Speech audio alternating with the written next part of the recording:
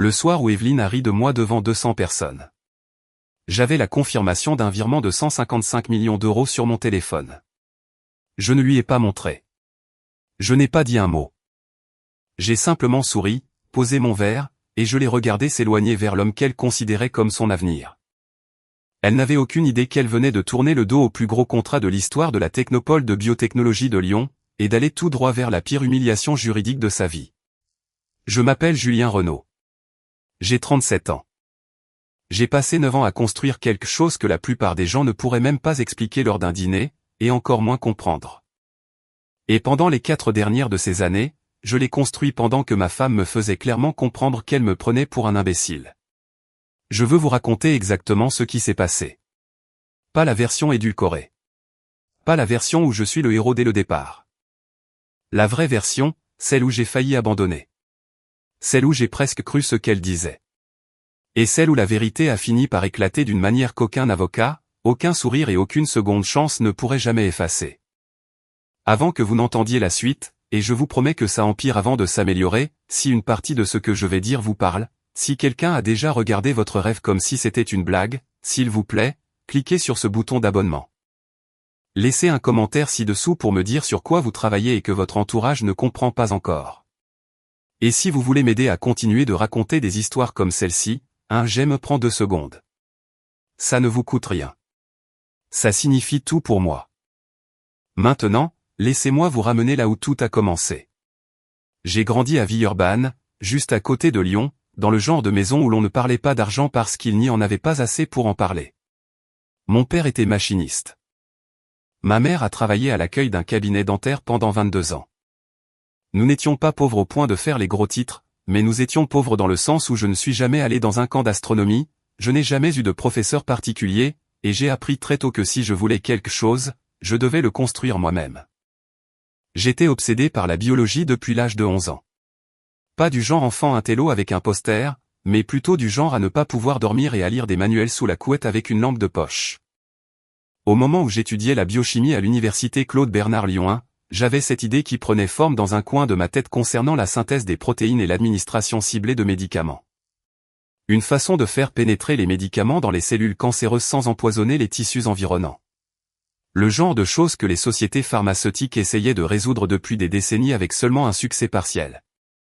J'ai obtenu mon diplôme, décroché un emploi dans une entreprise de biotechnologie de taille moyenne sur l'avenue Tony Garnier, et j'ai passé 6 ans à apprendre comment l'industrie fonctionnait réellement. Puis, à 30 ans, j'ai démissionné. J'ai liquidé mon plan d'épargne retraite, j'ai pris une 2e hypothèque sur la maison, et j'ai créé ma propre entreprise dans un laboratoire loué dans le quartier de la Confluence, au sud de Lyon. Précision Biosolutions. 55 mètres carrés, un assistant de recherche à temps partiel, et moi. C'est là que j'en étais quand Evelyne et moi sommes devenus sérieux. Evelyne Castillon avait grandi dans le 6e arrondissement de Lyon, qui est le genre de quartier qui a tendance à façonner les attentes d'une personne. De vieilles fortunes, des rues calmes, des parents qui organisaient des dîners de collecte de fonds pour les élus locaux. Elle était belle de cette façon qui semble naturelle, jusqu'à ce que vous réalisiez combien d'efforts cela nécessite réellement. Elle travaillait dans les ventes pharmaceutiques, ironique, je m'en rendrai compte plus tard, et elle se déplaçait dans les pièces comme si elle les possédait. Nous nous sommes rencontrés lors d'une fête chez des amis communs sur le plateau de la Croix-Rousse. Elle pensait que la biotechnologie était intéressante.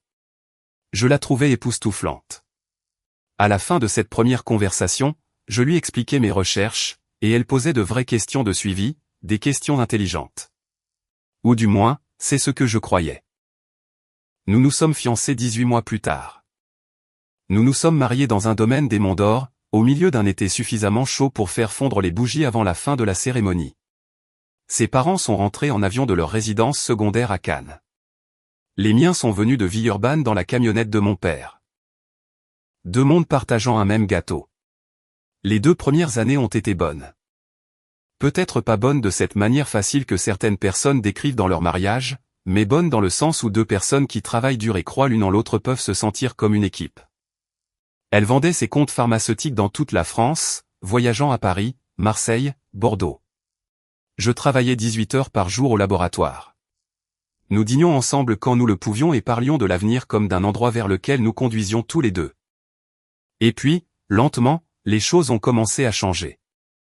L'argent a commencé à devenir un problème vers la 3e année de Précision Biosolutions. Les recherches progressaient. Nous avions déposé 2 demandes de brevets provisoires. J'avais présenté mes premières conclusions lors d'une conférence au Centre Léon Bérard à Lyon et j'avais attiré l'attention sérieuse de personnes que je respectais profondément. Mais l'attention ne paie pas le loyer d'un laboratoire à la Confluence, et les subventions que j'avais demandées étaient sans cesse retardées ou rejetées. La 2e hypothèque sur notre maison était à son maximum. J'avais contracté une ligne de crédit professionnel. Nous n'étions pas encore en crise, mais nous en étions assez proches pour la voir depuis là où nous nous tenions. Evelyne a commencé à le remarquer. Et quand Evelyne remarquait les choses, elle les disait à voix haute. Au début, c'était pratique. As-tu pensé à retourner à un emploi en entreprise et à faire ça sur le côté?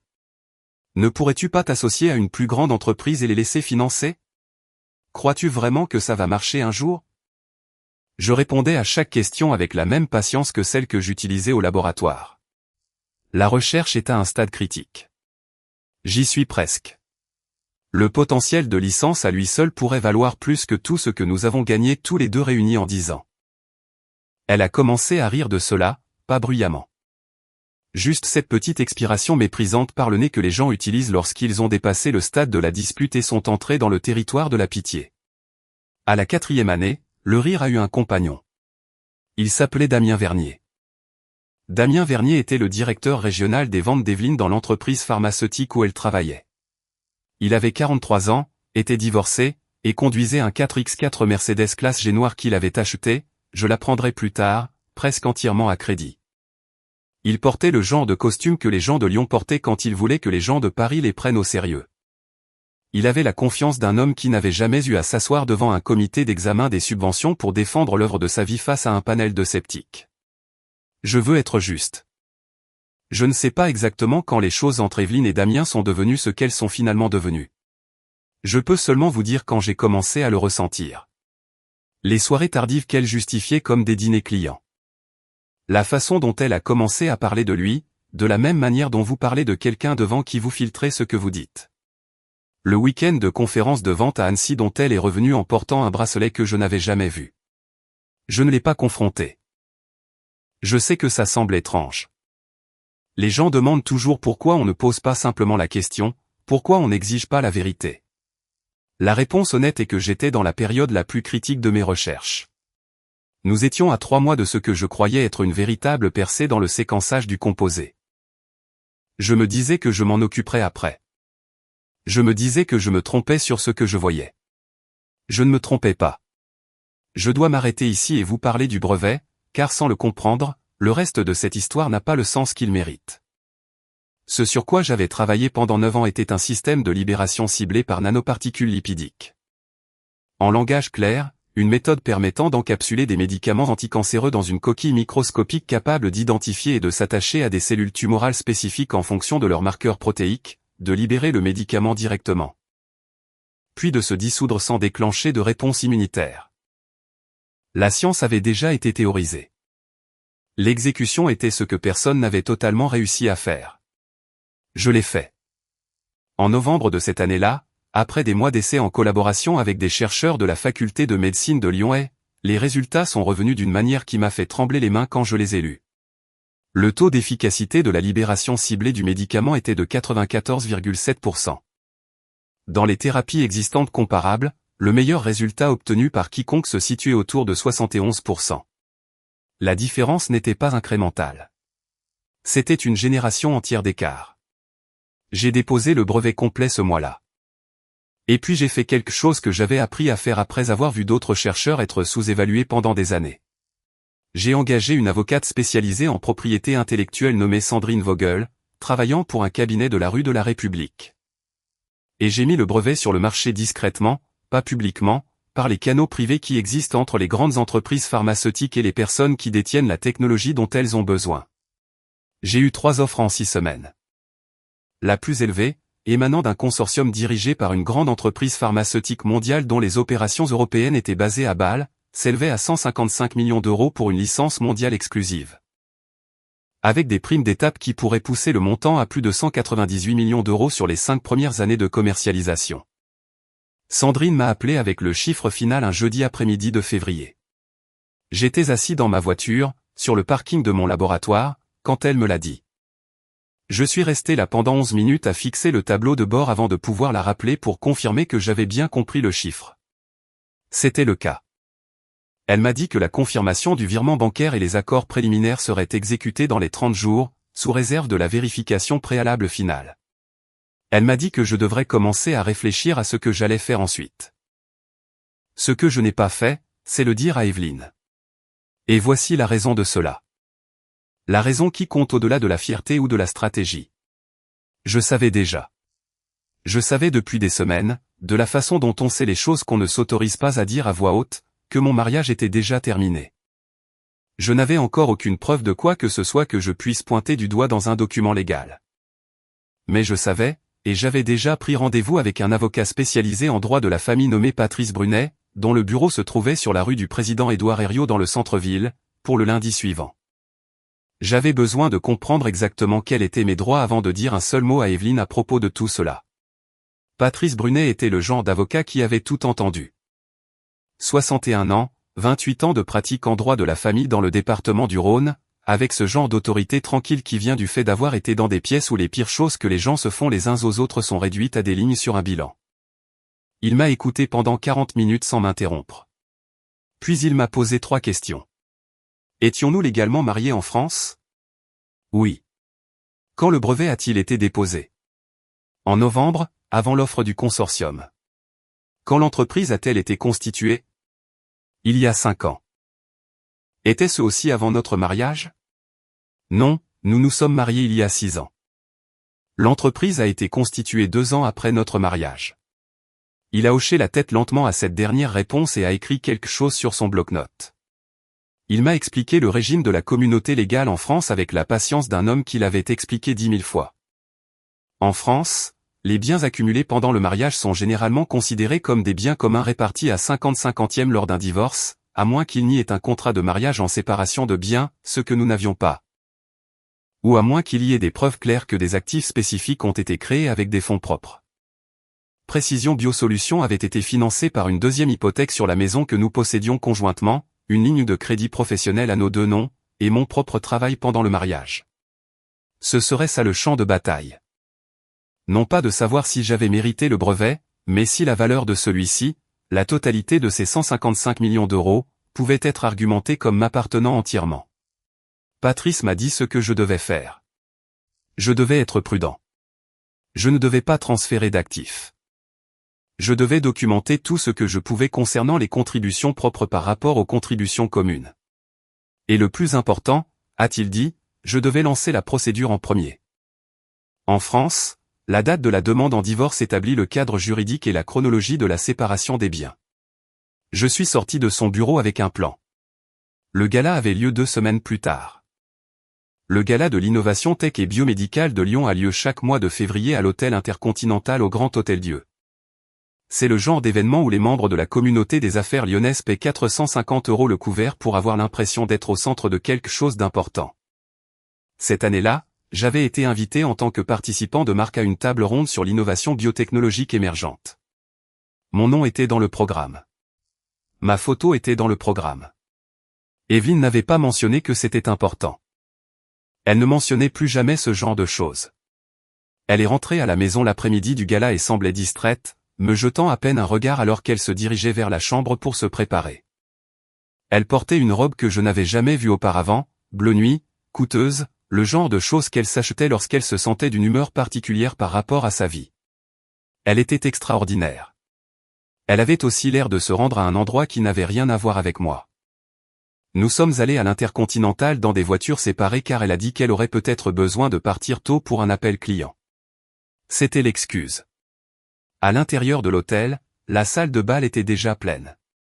Des lustres en cristal au-dessus de nappes blanches. Le son de 200 conversations superposées à un trio de jazz près du fond. J'ai trouvé mon carton avec mon nom à la table des intervenants près de la scène et je me suis arrêté pour parler avec quelques collègues de la communauté biotechnologique lyonnaise. Des gens qui savaient ce que Précision Biosolutions avait accompli et qui me traitaient déjà différemment, discrètement, de la manière dont les choses se passent lorsque la rumeur se propage dans une industrie spécialisée. J'ai aperçu Evelyne à l'autre bout de la pièce environ 40 minutes après le début du cocktail. Elle était avec Damien Vernier. Pas avec lui dans le sens de se trouver à proximité, avec lui de la manière dont les corps s'organisent lorsque deux personnes ont dépassé le stade des faux-semblants. Sa main était dans le bas de son dos. Elle riait à quelque chose qu'il avait dit avec le rire plein et ouvert qu'elle avait l'habitude de m'offrir la première année de notre mariage, celui que j'avais passé 3 ans à essayer de regagner. J'ai observé à 6 mètres de distance et j'ai senti quelque chose se poser en moi. Pas vraiment de la douleur, plutôt la clarté spécifique que l'on obtient lorsque quelque chose que l'on savait déjà devient quelque chose que l'on ne peut plus ignorer. J'ai pris un verre d'eau pétillante d'un serveur qui passait, parce que je voulais avoir l'esprit tout à fait clair pour ce que je soupçonnais devenir. C'est arrivé au dîner assis, pendant une pause entre le premier et le deuxième plat. La rédactrice en chef de la rubrique Sciences de la vie du Journal des entreprises, une femme nommée Carole Fontaine, qui couvrait la Technopole depuis 15 ans, s'est arrêtée à ma table pour me féliciter. Elle a mentionné le brevet. Elle a mentionné l'accord de licence. Elle a dit qu'elle publiait un article dessus dans le prochain numéro et voulait confirmer 1 ou 2 détails. J'ai confirmé ce que je pouvais, en gardant les spécificités convenablement privées, et je l'ai remerciée. Quand je me suis retourné vers la table, Evelyne me regardait. Elle s'était légèrement détournée de Damien pour se tourner dans ma direction, et quelque chose dans son expression avait changé. Pas vraiment de la chaleur, plutôt de la calculation. Mais avant qu'elle ne puisse dire quoi que ce soit, un homme que je ne connaissais pas, un ami de Damien, ai-je compris plus tard, qui travaillait dans le financement immobilier, s'est penché vers Evelyne depuis l'autre côté de la table et a dit quelque chose qui incluait les mots. L'entreprise de biotechnologie de ton mari. La réponse d'Evelyne a été assez forte pour que les 6 personnes les plus proches de nous l'entendent clairement. Elle a dit, le petit projet scientifique de Julien. S'il vous plaît. Il finance ce truc avec nos cartes de crédit depuis des années, et ça paie à peine les factures d'électricité. Elle a pris son verre de vin et a ri. Je n'arrête pas de lui dire qu'il devrait retourner travailler pour quelqu'un qui sait ce qu'il fait. Il y a eu un silence gênant dans ce coin de la table. Damien Vernier lui a souri de la façon dont les hommes sourient quand une femme dit quelque chose qu'ils trouvent amusant parce que cela confirme ce qu'ils croient déjà. Je n'ai pas réagi. J'ai posé mon eau pétillante. J'ai ajusté le bord de ma veste. J'ai regardé Evelyne pendant un moment avec une expression que j'avais pratiquée dans ma propre tête depuis plus longtemps que je ne le réalisais. Et je n'ai rien dit, parce que j'avais la confirmation d'un virement de 155 millions d'euros dans la poche de ma veste, et que j'avais une demande de divorce prête à être déposée avec Patrice Brunet à la première heure le lundi matin. Je n'avais pas besoin de dire quoi que ce soit ce soir-là. Mais voici la partie à laquelle les gens ne s'attendent pas. Avant la fin du dîner, je me suis excusé de ma table, j'ai traversé la pièce et j'ai eu une conversation de 15 minutes avec Damien Vernier. Pas pour le menacer. Pas pour l'embarrasser. Je vais expliquer exactement pourquoi. J'avais appris de Patrice Brunet que l'une des choses les plus puissantes qu'une personne puisse avoir dans une affaire de divorce, c'est la documentation sur la conduite de son conjoint.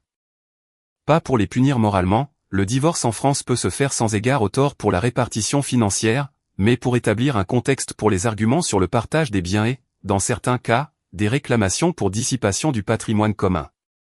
Ce que j'avais besoin de savoir, c'était si Evelyne et Damien avaient dépensé de l'argent du ménage ensemble. Hôtel, voyage, tout ce qui passait par les comptes que nous partagions. Je n'ai rien demandé directement à Damien. Je me suis présenté, nous nous sommes serrés la main, et je lui ai dit que j'étais content qu'Evelyne ait des collègues qui soutenaient son travail. Le regard sur son visage à ce moment-là, incertain, calculateur, un peu coupable, m'a dit tout ce que j'avais besoin de savoir sur ce que sa conscience savait déjà. J'ai dit que c'était un bel événement, je me suis excusé, et je suis retourné à la table des intervenants. Sur le chemin du retour, je suis passé devant Evelyne. Elle se tenait près du bar avec son vin et sa robe bleu nuit et la vie qu'elle se construisait sans moi. Super événement, lui ai-je dit en continuant à marcher. Elle avait l'air confuse. Elle s'attendait probablement à quelque chose. N'importe quoi. J'ai demandé le divorce le lundi matin. Les 72 heures suivantes se sont déroulées avec une vitesse qui a surpris même Patrice. Mardi après-midi, Evelyne avait reçu l'assignation. Mardi soir, mon téléphone sonnait avec un numéro que je ne reconnaissais pas, qui s'est avéré être le premier de nombreux appels de son avocat, un spécialiste du droit de la famille basé à Paris nommé Thomas Mercier. Qui avait la réputation dans la communauté juridique d'utiliser des tactiques agressives et de demander de grosses provisions. La position initiale de Thomas Mercier était exactement ce à quoi je m'attendais. Précision Biosolutions était un bien commun. Le brevet était un bien commun.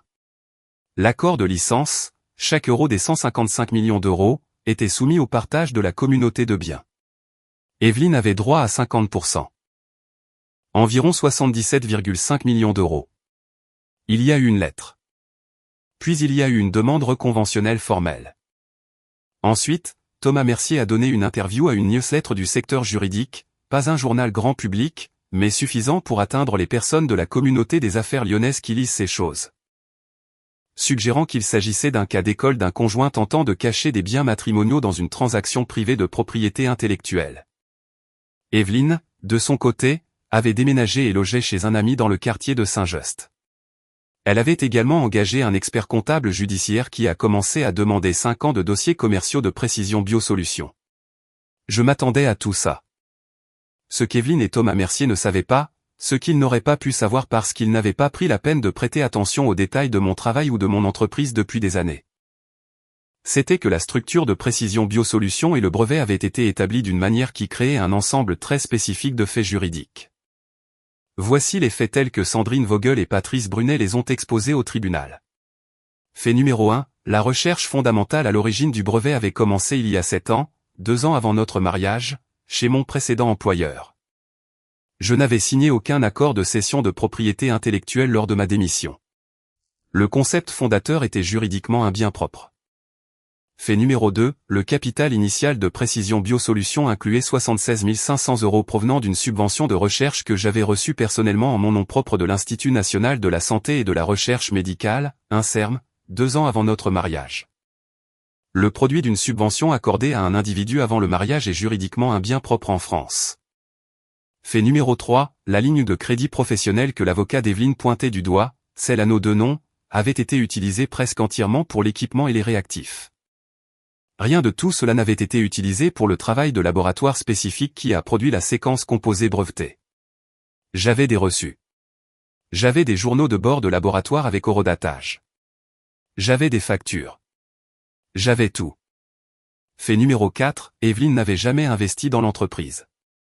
Elle n'avait pas apporté de capitaux. Elle n'avait pas contribué à l'effort intellectuel. Elle n'avait pas participé à la gestion.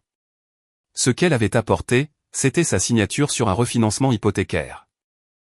Mais cette hypothèque avait été utilisée pour financer des opérations au cours d'une période antérieure de 3 ans à la percée spécifique de la recherche. Les conclusions de Patrice Brunet faisaient 71 pages. L'analyse supplémentaire de Sandrine Vogel sur la propriété intellectuelle en ajoutait 44 autres. Combinée, elle racontait une histoire claire. Le brevet remontait à des recherches antérieures au mariage, financées par des subventions antérieures au mariage et un travail antérieur au mariage, et la contribution de la communauté à ce moment spécifique d'innovation était indirecte dans le meilleur des cas. Et juridiquement séparée dans le pire des cas. Thomas Mercier a répondu par des conclusions opposées qui étaient agressives, bien écrites et, en fin de compte, insuffisantes. L'audience a eu lieu au tribunal judiciaire sur la rue de Bonnel. Je veux vous parler du moment où je suis entré, car il a son importance. Je n'avais pas revu Evelyne en personne depuis le gala de l'Intercontinental 6 semaines plus tôt. Elle était assise à la table des demandeurs avec Thomas Mercier, et elle était habillée de la manière dont elle s'habillait toujours quand elle voulait être prise au sérieux. Classique, soignée, coûteuse. Elle m'a regardé quand je suis passé la porte avec une expression que je n'arrivais pas tout à fait à déchiffrer. Pas tout à fait confiante, pas tout à fait effrayée. Quelque part entre les deux. Damien Vernier n'était pas là. Il n'avait pas été là pour la majeure partie de tout cela. J'avais fini par comprendre, par l'intermédiaire de personnes qui connaissaient des personnes, que la relation de Damien avec Evelyne s'était considérablement refroidie une fois que les procédures judiciaires avaient commencé. Et qu'il était devenu clair que les 77 millions d'euros qu'elle attendait allaient être l'objet d'une lutte plutôt que de lui être remis. Certains hommes sont faits pour la stabilité. Damien Vernier ne l'était pas. Le juge était une femme nommée Madame la juge Patricia Rieu, qui siégeait aux affaires familiales dans le département du Rhône depuis 11 ans. Elle était précise, sans précipitation, et possédait cette qualité particulière qu'ont les meilleurs juges, la capacité de faire comprendre clairement, sans dire un seul mot désobligeant, qu'elle avait déjà lu le dossier et qu'elle ne se laisserait pas impressionner par du théâtre. La plaidoirie d'ouverture de Thomas Mercier était confiante. Il a exposé de manière claire et convaincante l'argumentation de la communauté de biens. Il a souligné le refinancement de l'hypothèque. Il a souligné la ligne de crédit professionnel. Il a mis en avant les années de revenus conjugaux qui avaient payé l'assurance maladie, les dépenses du ménage et la vie ordinaire pendant que je construisais mon entreprise. Il a soutenu qu'Evelyne avait été un partenaire de soutien dans une entreprise qui a produit une valeur énorme et que la loi française existait précisément pour protéger les conjoints dans cette position. C'était un bon argument. Je me suis assis et je l'ai écouté, puis j'ai fait à Patrice Brunet le signe que nous avions convenu. Un petit signe de tête quand j'étais prêt. La présentation de Patrice a duré 2 heures. Il a guidé la juge Rieu à travers chaque document, chaque chronologie, chaque reçu de subvention, chaque journal de laboratoire. Il a été méthodique d'une manière que je reconnaissais dans mon propre processus de recherche, construisant un dossier comme on construit un composé chimique, un élément vérifié à la fois jusqu'à ce que la structure puisse supporter son propre poids. Evelyne observait de l'autre côté de la pièce, et j'ai vu le moment où cela a commencé à s'inscrire dans son esprit, peut-être au bout de 40 minutes. La façon dont sa posture a légèrement changé. La façon dont elle s'est penchée vers Thomas Mercier et a chuchoté quelque chose. La façon dont il a chuchoté en retour et elle s'est assise plus droite. Non pas parce que les nouvelles étaient bonnes, mais parce que c'est ce que vous faites lorsque vous essayez de ne pas laisser la salle vous voir absorber une réalité difficile. La juge Rieu a posé une question à Thomas Mercier pendant la présentation de Patrice que je n'oublierai jamais. Elle a brandi les documents de la ligne de crédit professionnel, ce anneau de nom, et elle lui a demandé de lui montrer précisément quels éléments des dépenses pouvaient être directement liés à la recherche qui a produit le composé breveté. Thomas Mercier a demandé une brève suspension de séance pour consulter son expert comptable. Il est revenu 18 minutes plus tard et a dit qu'il aurait besoin de plus de temps pour préparer une analyse supplémentaire. La juge Rieu l'a regardé un long moment par-dessus ses lunettes de lecture. Elle a dit, « Maître, vous avez eu 6 semaines d'instruction et un accès à tous les dossiers comptables. Je vous donne jusqu'à la fin de la séance d'aujourd'hui. » À 16 heures, l'analyse supplémentaire de Thomas Mercier était sur la table. Elle identifiait 3 dépenses de la ligne de crédit de la communauté qui pouvaient être considérées comme des contributions directes à la recherche menant au brevet. Valeur totale, 42 300 €. Patrice Brunet s'est levé. Il a reconnu les 42 300 €. Il a convenu qu'il s'agissait d'une contribution de la communauté. Il a proposé en mon nom un règlement comprenant le remboursement de la totalité des 42 300 € plus les intérêts, plus un paiement forfaitaire de 180 000 € à titre de juste reconnaissance du soutien conjugal général pendant les années de recherche. Ainsi qu'un partage équitable de tous les autres biens matrimoniaux, qui comprenaient la maison, les comptes d'épargne retraite et les économies. Evelyne avait droit à environ 306 000 € d'actifs au total selon ce cadre. Pas 77 millions. 306 000 €. La juge Rieu a regardé les chiffres. Elle a regardé les dossiers. Elle a regardé Evelyne et Thomas Mercier. Puis elle a dit quelque chose que je me suis repassé dans la tête plus de fois que je ne pourrais les compter. Elle a dit, « Maître Mercier. J'ai examiné la documentation fournie par l'avocat du défendeur et je suis convaincu que la propriété intellectuelle fondamentale en question ici remonte à des recherches antérieures au mariage et à un financement antérieur au mariage d'une manière juridiquement distincte du patrimoine commun. Le droit français des régimes matrimoniaux ne donne pas droit à un conjoint au fruit d'un bien propre simplement parce que le mariage a coïncidé avec son développement. Le règlement proposé par le défendeur est non seulement raisonnable. Il est généreux. » Elle a fait une pause, puis elle a dit, « La demande de 50% du produit de la licence est rejetée. Thomas Mercier a fait appel dans les 2 semaines. Je veux être honnête sur cette partie. Cela a pris 4 mois de plus. Il y a eu d'autres dépôts, d'autres conclusions, d'autres audiences devant la cour d'appel. Evelyne et Thomas Mercier ont exploité chaque angle qui s'offrait à eux, et certains de ces angles ont exigé un vrai travail de la part de Sandrine et Patrice pour les réfuter, mais l'appel a échoué. La décision initiale a été confirmée. Le cadre juridique que Patrice et Sandrine avaient construit était assez solide pour résister à chaque attaque qu'ils portaient contre lui. J'étais assis dans ma voiture devant le palais de justice le jour où la décision en appel est tombée, et j'ai appelé ma mère à Villeurbanne. Elle avait pris sa retraite du cabinet dentaire l'année précédente. Elle a répondu à la 2e sonnerie, je lui ai dit que c'était terminé, et elle a pleuré. Et je l'ai laissé faire, et puis je lui ai dit que j'allais les emmener, elle et mon père, dîner dans un bel endroit. Et elle a ri et a dit que n'importe quel endroit me ferait plaisir, tant qu'il y avait de la vraie nourriture et pas ce qu'elle appelait de la nourriture chic lyonnaise, qu'elle définissait comme de petites portions dans de grandes assiettes. Je les ai emmenés à la brasserie Georges près de Perrache, et nous avons mangé jusqu'à ne plus pouvoir bouger. Et mon père, qui n'est pas un homme très bavard, m'a dit qu'il avait toujours su que j'allais m'en sortir. Il l'a dit sur un ton très factuel, de la façon dont parlent les machinistes, comme s'il s'agissait d'une certitude mécanique qui avait simplement pris du temps pour faire ses preuves. Laissez-moi vous dire ce qui s'est passé ensuite, parce que ce n'était pas seulement une question d'argent. Dans les mois qui ont suivi la fin des procédures judiciaires, j'ai fait plusieurs choses dont je veux vous parler, car je pense qu'elles font partie de ce que signifie réellement gagner, pas seulement au tribunal, mais dans la vie. La première chose que j'ai faite a été de restructurer l'entreprise.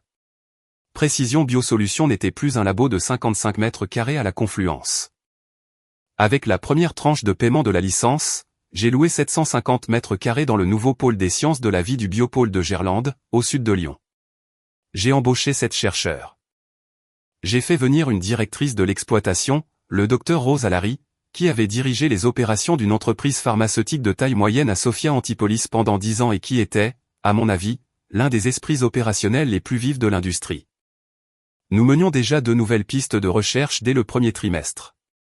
La deuxième chose que j'ai faite a été de contacter la faculté de médecine de Lyon et d'établir une bourse d'études supérieures au nom de la recherche qui avait produit le brevet. 4 bourses par an, financement complet, avec priorité donnée aux étudiants de première génération entrant dans la recherche biomédicale. Celle-là venait d'un sentiment personnel. Je ne vais pas prétendre le contraire. La troisième chose, j'ai acheté une maison. Pas une maison témoin. Pas quelque chose conçu pour impressionner. Une maison dans une rue calme du quartier du Point du Jour, avec un grand porche arrière et un jardin abritant 2 chênes verts qui étaient manifestement là bien avant que quoi que ce soit d'autre dans le quartier n'existe. Je l'ai acheté content, ce qui fait toujours un drôle d'effet à dire, et j'ai emménagé avec presque rien d'autre qu'un bon canapé, une très bonne machine à café et la lettre de confirmation originale encadrée de la subvention de l'INSERM que j'avais reçue 8 ans auparavant. Celle qui avait financé le début de tout cela. Je l'ai accrochée au-dessus de mon bureau, dans la pièce où je réfléchis le mieux. Je veux vous parler d'Evelyne parce que je sais que vous vous posez la question. Je ne suis pas sa vie. Je ne suis pas ce qu'elle fait, où elle est, ni si les choses ont marché avec Damien Vernier, dont j'ai appris qu'il a quitté son emploi dans l'entreprise pharmaceutique moins d'1 an après tout cela, pour des raisons qu'on ne m'a pas données et que je n'ai pas demandées. Ce que je peux vous dire, c'est ceci. Environ 7 mois après la décision d'appel, j'ai reçu un SMS d'un numéro que je n'ai pas immédiatement reconnu. C'était Evelyne. Le message disait seulement, je ne comprenais pas ce que tu construisais. Je suis désolé pour ce que j'ai dit au gars-là. Je l'ai lu 2 fois. J'y ai réfléchi longuement. Non pas parce que j'envisageais une réponse qui rouvrirait quoi que ce soit, mais parce que j'essayais de comprendre ce que je ressentais vraiment à ce sujet. Ce que j'ai ressenti, honnêtement, n'était pas la justification à laquelle j'aurais pu m'attendre. Ce n'était pas du triomphe. Ce n'était même pas exactement de la satisfaction. C'était quelque chose de plus proche du chagrin. Le chagrin spécifique que l'on ressent pour la version d'une relation qui s'est avérée ne pas exister de la manière dont on le croyait. Je n'ai pas répondu, non par cruauté, mais parce qu'il n'y avait rien de vrai que je puisse dire qui nous aurait servi l'un ou l'autre. J'ai posé le téléphone et je suis retourné aux notes de recherche que j'étais en train d'examiner. Voici ce que je veux que vous reteniez de tout ce que je vous ai raconté, car ce n'est pas vraiment une histoire d'argent. L'argent est bien réel, mais ce n'est pas l'essentiel. Pendant 9 ans, je me suis assis dans des pièces où des gens me disaient que ça n'allait pas marcher. Des comités d'attribution de subventions, des sceptiques de l'industrie, des investisseurs qui ont passé leur tour, des collègues qui m'ont suggéré discrètement que je gaspillais mes meilleures années sur un projet qui ne franchirait jamais la ligne d'arrivée. Et pendant 4 de ces 9 années, je suis rentré chez moi tous les soirs dans un mariage où la personne censée croire le plus en moi était devenue une voix de plus dans ce cœur. J'ai continué, non pas parce que j'étais obstiné de façon irréfléchie, mais parce que je comprenais quelque chose sur ce travail qu'aucune de ces voix ne comprenait. Le travail était réel. La science était réelle. Je l'avais fait correctement et je pouvais le prouver. Et à un certain point, lorsque vous êtes certain de ce que vous avez construit, les opinions des personnes qui ne le comprennent pas perdent leur pouvoir de vous atteindre. C'est ça la vraie leçon. Pas signer un contrat de mariage, même si vous devriez le faire. Pas documenter vos financements par subvention, bien que ce soit indispensable. La leçon est que lorsque vous savez ce que vous avez, lorsque vous avez fait le travail, et que le travail est réel. Vous n'avez pas besoin de l'expliquer à tout le monde dans la pièce. Vous n'avez pas besoin de le défendre à une table de dîner ou de le justifier à quelqu'un qui préférerait que vous restiez dans votre zone de confort, petit et facile à gérer. Vous devez juste continuer à avancer jusqu'à ce que le travail parle de lui-même. Dans une salle de bal à l'hôtel Intercontinental de Lyon, un soir de février, devant 200 personnes, ma femme s'est moquée de tout ce que j'avais construit. J'avais 155 millions d'euros dans la poche de ma veste, et je n'ai pas dit un mot. Certaines choses n'ont pas besoin d'être dites.